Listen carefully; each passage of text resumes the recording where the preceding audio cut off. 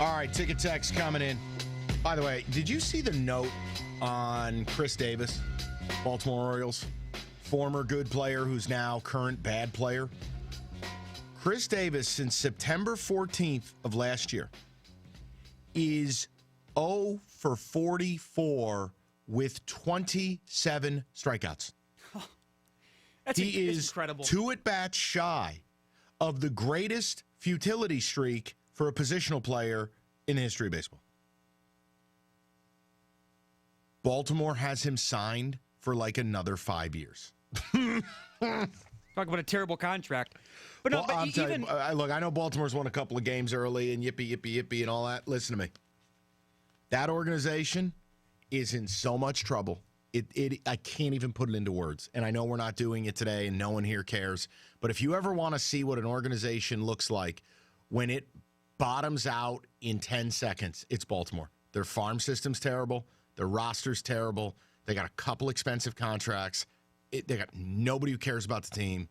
It's an absolute debacle. Complete debacle.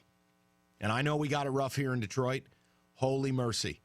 Baltimore's like a far worse version of what we're looking at with the Tigers. Yeah, another 3 years for him after this year. How much a year? 17 million. Ooh-wee. But even when he was piping hot bread. But even when he was good, he struck out a ton, and I get it. Strikeout or home run. Mike, 0 for 44 with 27 Ks. At what point, if you're Chris Davis, do you just lay down a bunt?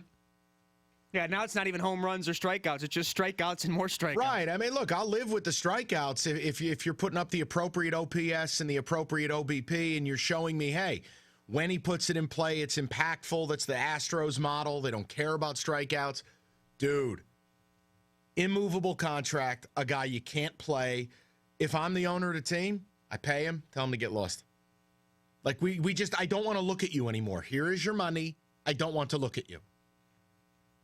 I think there's going to have to eventually be kind of a reset with these contracts in sports because there's so many guys you can point to where the deals are so bad. They're being signed such a long-term deal because they have to because that's where the market's at. And then teams end up with these ridiculous contracts that you can't even do anything with. Well, because I don't want to go. It was just an anecdote, something interesting I saw during the break, and I figured I'd pass it on. Can we save that conversation for down the line? All right. I know the state stuff is front and center, as it should be. Incredibly disappointing on Saturday night. I don't have the reason why, other than I thought they played terrible. And I gave you some specifics. David feels like the Izzo stuff should be more front and center. Okay, tell me why. Yeah, I know what his record is. And I know he's got to get it done, but I don't know. Do I sound like some sycophant if I just say, hey, in a lot of those games, we weren't the better team?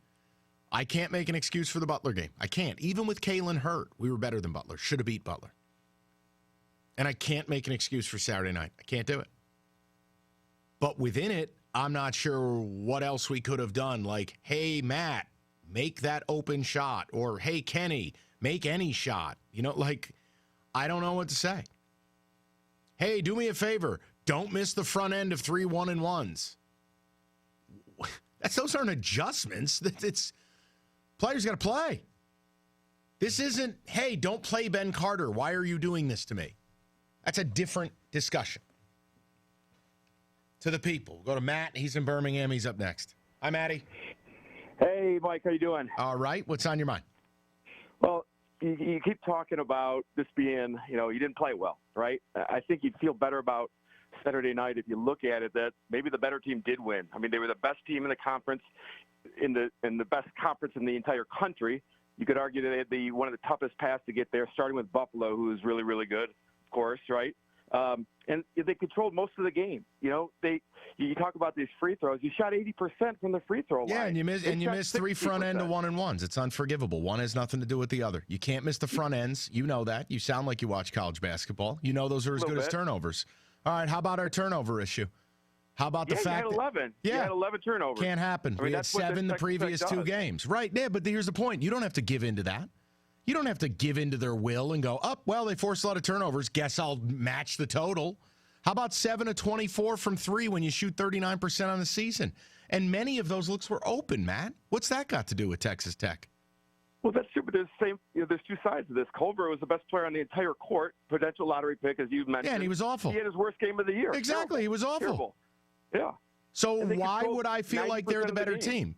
Right. Why would I feel like they're the better team? Their track record proves it. Their track record proves it. Hey, Matt, let me ask you. Matt, let me ask you a question. Why does it burn so deep in your loins to want my approval on your Texas Tech point? It doesn't. I think that they're just a damn good team and probably the best team in the country. Good for you. And you held 40 minutes to try to convince me of something I don't believe in. So why does it matter to you? I think you're just it's the brand that you're not agreeing with. I think if they're wearing a Duke jersey or a Kentucky jersey, you're gonna tout them as a blue blood. But because they're Texas Tech and they don't have that tradition, No. It's not the tradition. It's because they play rat basketball. It's because they're a terrible offensive team. The best coach.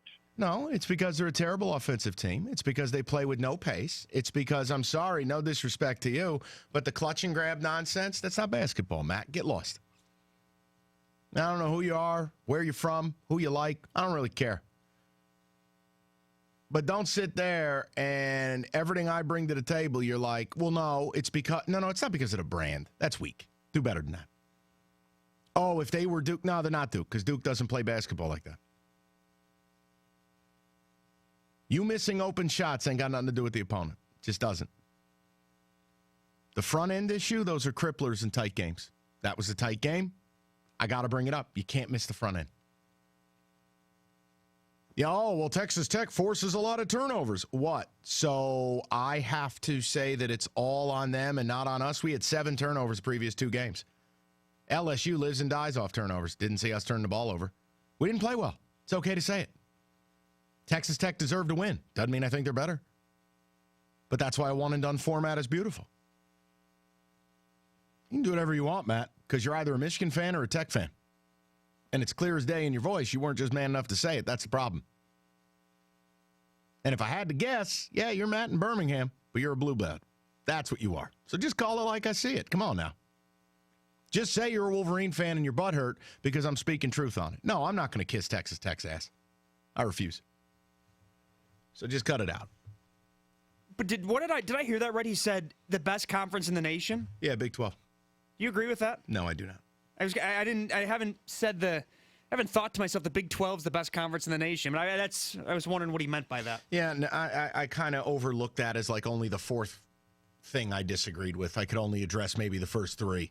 248-539-9797. Strange phone call.